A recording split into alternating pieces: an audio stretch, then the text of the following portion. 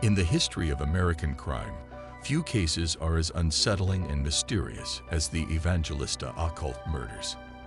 The tragic events that unfolded on July 3, 1929, in Detroit would leave a scar on the city, shrouding the tale in mystery and rumors of black magic.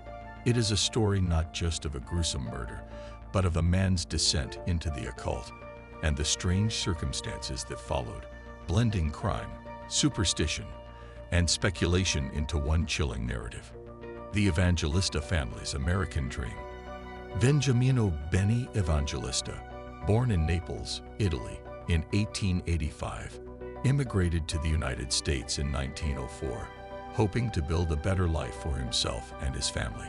After settling in Philadelphia and trying his hand at various jobs, Benny eventually moved to York, Pennsylvania, where he became involved in the construction industry. However, it was in York that Benny first began to develop an interest in the occult. Benny's fascination with mysticism grew after meeting a fellow Italian immigrant, Aurelius Angelino, who would become his close friend. The two men began dabbling in the occult, exploring various rituals, chants, and spiritual practices. Yet it was during this period that tragedy struck. In 1919, Angelino, under the influence of his occult beliefs, brutally murdered two of his own children with an axe. The act shocked the community and led to Angelino's institutionalization in a mental asylum for the criminally insane. It was this traumatic event that propelled Benny into a new chapter of his life. Fleeing the tragedy and the ominous shadow of his friend's crime, Benny decided to move to Detroit in search of a fresh start. Arriving in the bustling city, Benny began working as a carpenter and later entered the real estate market, slowly building his wealth. In the meantime, he married a woman named Santina, and together they had several children. Benny settled his family into a large house at the corner of St. Aubin and Mack Avenues, a house that would later become the site of the brutal murders. While Benny's business flourished, his interests turned increasingly toward the occult. He proclaimed himself to be a divine prophet and began performing psychic healing services for those willing to pay. These services were far from ordinary. They involved the use of hexes, spells, chants, and even animal sacrifices. Benny's clients were primarily working-class immigrants from Italy and other parts of Europe who sought his services to cure ailments or curse their enemies. Benny's reputation grew, and he became known in the neighborhood for his strange rituals and mystical beliefs. The house on St. Aubin Street, a home of secrets. Benny's home, a large green-painted house with a wide front porch, appeared to be a typical residence at first glance. However, there was much more to it than met the eye. In the basement of the house, Benny created what he called the Great Celestial Planet Exhibition, a collection of 9 papier-mâché planets and a sun that was part of a strange mystical display. It was said that if a passerby looked through a basement window at just the right angle, they could catch a glimpse of the odd solar system. Yet, what was hidden from public view was far darker. The basement also served as the setting for Benny's occult rituals, where he performed sacrifices and crafted hexes, potions, and spells for his clients.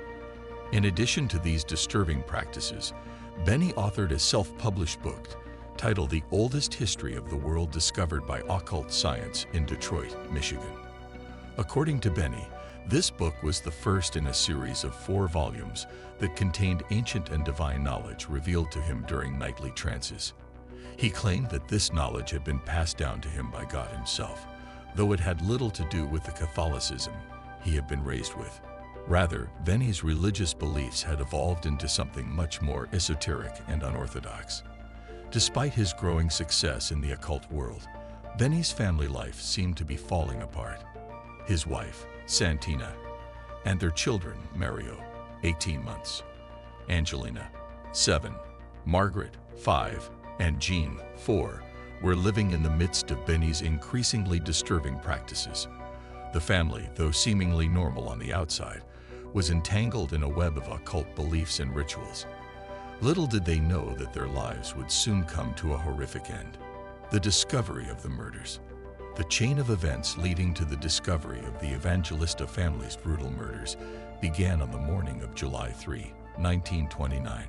Vincent Elias, a man who had come to Benny's home to discuss a real estate transaction, arrived at the house around 10:30 a.m. Upon entering, Elias was horrified to find Benny sitting at his desk, his head severed and resting at his feet.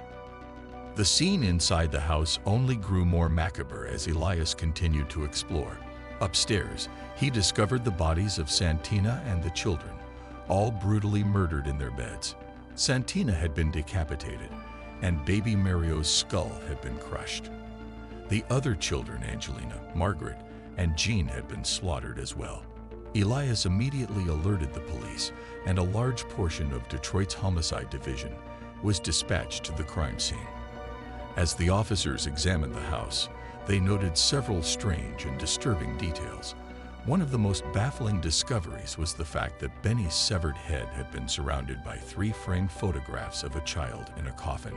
These photos were later identified as a post-mortem image of Benny's son, who had died years earlier. What message this image was meant to convey, if any, remains a mystery. Other strange items were found in the house, including pieces of women's undergarments, each marked with the name of the owner. These items were associated with voodooism, an occult practice that allegedly involved using personal belongings to track down missing persons. Though these findings were puzzling, they suggested that Benny's occult activities may have played a significant role in the murders. The police investigation faced significant challenges. Many of Benny's neighbors and clients were immigrants from Italy and Sicily, and they were reluctant to cooperate with law enforcement. Detectives struggled to gather information from the community, which left them with few clues to follow. The crime scene itself was also contaminated by curious onlookers and reporters, making it even harder to piece together the events leading up to the murders. The investigation, suspects, and theories. The investigation into the Evangelista murders quickly focused on several theories. The first involved the Black Hand, a criminal extortion group that targeted wealthy Italian immigrants. Letters found in Benny's home suggested he had been threatened by the group, but by 1929, the Black Hand had been replaced by the Mafia, making it unlikely that they were responsible for such a brutal crime. Another theory pointed to Umberto Tecchio, who had visited Benny the night before the murders to make a final payment on a property. Suspicious items like an axe, knife, and clean work boots were found at Tecchio's boarding house. Despite his violent past, including a prior killing of his brother-in-law, no physical evidence linked him to the crime, and he denied involvement.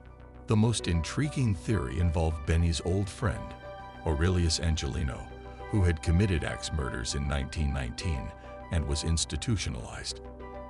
In 1923, Angelino escaped from the asylum, and some speculated he traveled to Detroit to confront Benny. The brutality of the murders and use of an axe mirrored Angelino's previous crime. Investigators suggested he sought revenge on Benny for abandoning him. However, no evidence confirmed this theory, and Angelino's whereabouts remain unknown. The haunting legacy of the Evangelista murders. Though the case was never solved, the story of the Evangelista murders remains one of the most chilling in American criminal history.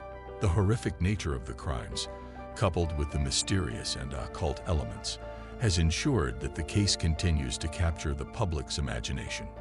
In the years following the murders, Benny's house on St. Aubin Street was demolished. Today, the lot remains vacant, but local legend has it that the site is haunted. Some claim to hear disembodied screams and report sightings of a headless figure wandering the property. Whether these tales are based in reality or simply the result of a troubled history is unknown. However, they add to the eerie legacy of the Evangelista family and the tragic end to their American dream. The Evangelista occult murders stand as a haunting reminder of how superstition, crime, and family tragedy can intertwine to create one of the most unsettling and mysterious events in American history. As the years go by, the case remains unsolved, and the chilling possibility that the murderer escaped into the shadows without leaving a trace only adds to the legend. That's all for today's video. if you found this chilling tale of mystery and occult intrigue fascinating. Don't forget to hit that like button. Subscribe for more spine-tingling stories and uncover the secrets that lurk in history. Stay tuned for our next unsettling adventure. You won't want to miss it.